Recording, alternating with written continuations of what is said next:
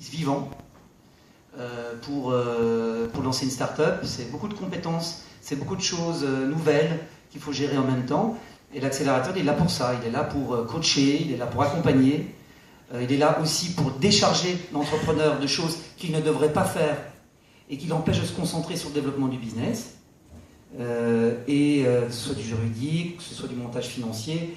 Ce n'est pas des choses très folichonnes en général pour un entrepreneur qui a plutôt une fibre créative à la base. Donc l'accélérateur, de ce point de vue-là, il est absolument essentiel.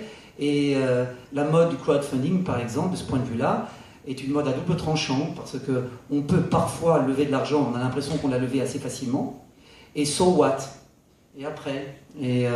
On n'a pas encore les chiffres, parce que c'est des phénomènes assez récents, mais je suis prêt à parier qu'on sera déçu dans les 2-3 ans qui viennent par les succès à terme, en termes d'exit.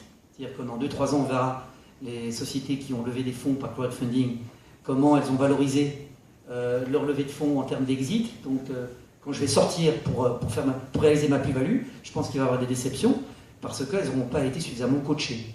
Donc nous, on intervient dans un second stade lorsque la société a été bien accompagnée. Et il ne faut pas nécessairement des chiffres d'affaires importants. Alors tout est relatif, mais à partir de 500 000 euros de chiffre d'affaires, et même parfois un peu moins, du moment qu'on perçoive une croissance, pas une hyper-croissance, mais une croissance suffisante.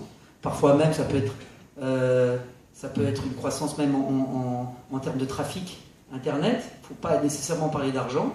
Là, on peut commencer à intéresser des fonds d'investissement, mais uniquement à partir de ce moment-là. Guillaume, je voulais vous demander comment ça peut servir les accélérateurs pour